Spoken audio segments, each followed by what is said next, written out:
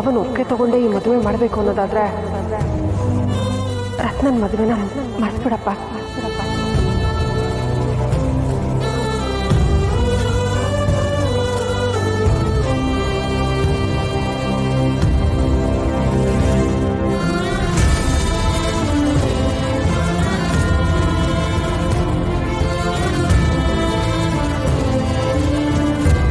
ಮಾವ ಏನಾಯ್ತು ಏನಾಯ್ತು ಅಂತ ಕೇಳ್ತಿದ್ಯಪ್ಪ. ಅತ್ತೆಯರ್ ಫೋನ್ ಮಾಡಿ ಈ ಮದ್ವೆನ ಮರ್ತ್ಕೊಂಡ್ಬಿಡು ಅಂದ್ರು.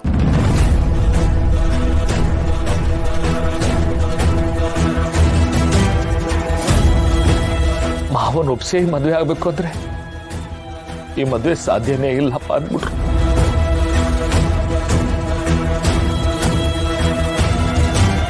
ಮುಗ್ದೋಯ್ತು, ಎಲ್ಲ ಮುಗ್ದೋಯ್ತು. ನನ್ನ ತಂಗಿ ಮಕ್ಕನ ನೋಡಕ್ಕಾಯ್ತಿಲ್ಲ ಪಾರು.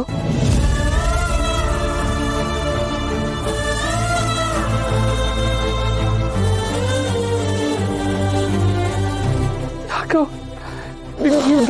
ನಿನ್ ಜೀವದಾಗೆ ಹಿಂಗೆಲ್ಲ ಆಯ್ತು.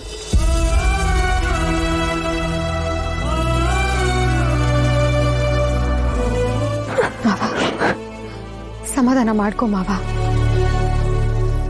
ನೀನ್ ಹಿಂಗ ಆಘಾತ ಮಾಡ್ಕೊಂಡು ಕೂತ್ರೆ ಸಮಸ್ಯೆ ಬಗೆಹರಿಯಲ್ಲ ಮಾವ. ತಾಳ್ಮೆಯಿಂದ ಯೋಚನೆ ಮಾಡ್ಬೇಕು.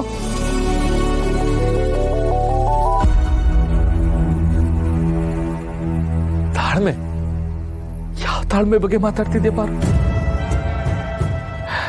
ಈಟೆಲ್ಲ ಆಗಿದ್ರು ಇನ್ನು ಹೆಂಗ್ಸನ್ ನಾನು ಮನೇಲಿ ಹಿಡ್ಕೊಂಡಿದ್ದೀನಲ್ಲ, ಆ ತಾಳ್ಮೆ ಬಗ್ಗೆ ಮಾತಾಡ್ತಿದ್ಯಾ? ನಮ್ ಜೀವನನೇ ನಾಶವಾಗೋಯ್ತಿದ್ರು, ನಾವು ಈಟೆಲ್ಲ ಪಾಡ್ಪಟ್ಟಿದ್ರು. ಇವತ್ತು ಈಟೊಂದು ಇವಳಿಂದ ಆಗಿದ್ರು. ನಮ್ಮನ್ನ ಯಾಕೆ ಬಿಟ್ಟೋದೆ, ನಮ್ಮನ್ನ ಅನಾಥ ಮಾಡಿ ಯಾಕೆ ಹೊಂಟೋದೆ ಅಂತ ಇವತ್ತಿಗೂ ನಾನು ಕೇಳಿಲ್ವಲ್ಲ. ಆ ತಾಳ್ಮೆ ಬಗ್ಗೆ ಕೇಳ್ತಿದ್ದೆ ನೀನು.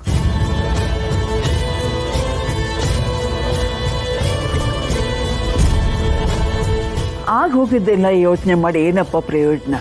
ಮುಂದೆ ಏನಾಗಬೇಕು ಅದರ ಬಗ್ಗೆ ಯೋಚನೆ ಮಾಡು. ನೀನು ಆ ದೇವಿ ಪುತ್ರ, ನಿನ್ಗೇನು ತೊಂದರೆ ಆಗಲ್ಲ.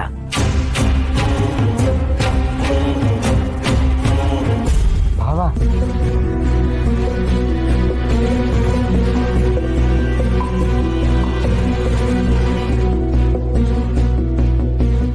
Don't worry, be happy.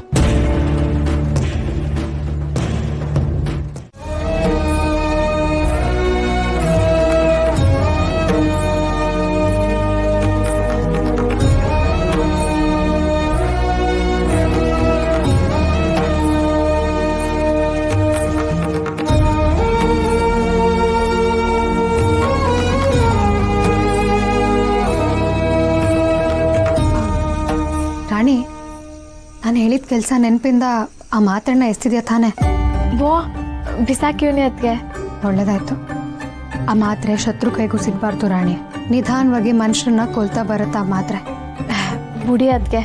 ಅದನ್ನ ಬಿಸಾಕಿದ್ಮೇಲೆ ಅದ್ರ ಬಗ್ಗೆ ತಿಳ್ಕೊಂಡು ಏನ್ ಮಾಡುಮ? ಹೌದು. ಸರಿ, ಮನುಗೌಡ್ರಿಗೆ ಬೇರೆ ಮಾತ್ರೆ ಕೊಡ್ಬೇಕಿತ್ತಲ್ಲ, ಆ ಮಾತ್ರೆ ತರಿಸಿದ್ದೀನಿ. ಅದು ತುಂಬಾ ಒಳ್ಳೆ ಮಾತ್ರೆ ರಾಣಿ. ಅದನ್ನ ಕೊಡು, ಎಲ್ಲ ಸರಿ ಹೋಗುತ್ತೆ. ಮನುಗೌಡ್ರಿಗೆ ಎಷ್ಟು ವರ್ಷದಿಂದ ಆ ವಿಷಯದ ಮಾತ್ರೆ ಕೊಡ್ಕೊಂಡು ಬಂದಿದ್ದಾರೋ ಗೊತ್ತಿಲ್ಲ. ಆದ್ರೆ ಈ ಮಾತ್ರೆ ನಿಧಾನವಾಗಿ ತನ್ನ ಕೆಲಸನ ಶುರು ಮಾಡುತ್ತೆ. ಬೇಗ ಮನುಗೌಡ್ರು ಹುಷಾರಾಗ್ತಾರೆ. ಮಾತ್ರೆನ ಡೈಲಿ ಬೆಳಿಗ್ಗೆ ರಾತ್ರಿ ಕೊಡು, ಮರಿಬೇಡ. ಸರಿ ಕಣದ್ಕೆ. ನೀನ್ ಇಲ್ದೆ ಹೋಗಿದ್ದಿದ್ರೆ ನನ್ನ ಕೈಯಾರನೆ ನನ್ನ ದೊರೆಗೆ ಮಾತ್ರೆ ಕೊಡ್ತಾನೆ ಹೋಯ್ತಿದ್ದೆ. ಇಷ್ಟು ದಿನ ನಾನೇ ಕೊಟ್ಟಿವ್ನಿ. ಪಾಪ ಅವ್ರ ನೋವು ನನ್ನಂತವ ಹೇಳ್ಕೊಳ್ಳೋರು. ಆದ್ರೆ ನಾನೇ ಆ ಮಾತ್ರೆ ಸರಿ ಮಾಡ್ತದೆ ಅಂತ ಸುಮ್ಕೆ ಇದ್ದೆ. ನೀನು ಹೇಳಿದ್ಮೇಕೆ ನನಗೆ ಗೊತ್ತಾಗಿದ್ದು. ಹೋಗ್ಲಿ ಬಿಡು ರಾಣಿ, ಇನ್ಮೇಲಾದ್ರೂ ಹುಷಾರಾಗಿರ್ಬೇಕು. ನೀನೇನೋ ಯೋಚನೆ ಮಾಡ್ಬೇಡ, ಧೈರ್ಯವಾಗಿರು. ಆಮೇಲೆ ನಿಮ್ಮ ಅಮ್ಮನ ಬಗ್ಗೆ ಅದಕ್ಕೆ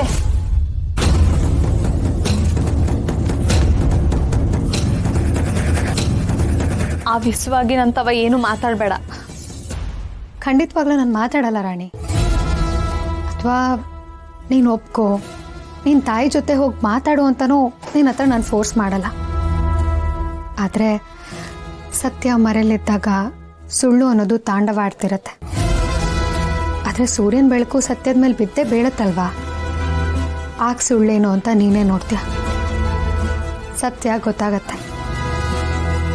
ನೀನಿನ ತಾಯಿನ ಅಮ್ಮ ಅಂತ ಒಪ್ಕೊಳ್ತೀಯ ಅನ್ನೋ ನಂಬಿಕೆ ನನಗಿದೆ.